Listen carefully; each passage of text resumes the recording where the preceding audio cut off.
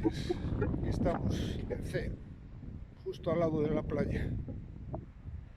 Dentro de unos momentos empezaré a andar para hacer otra etapa de la costa, desde C a Caldebarcos. Hoy parece ser que va a ser un día, muy buen día, pero en este momento hace algo de fresco. Bueno, hasta la vista.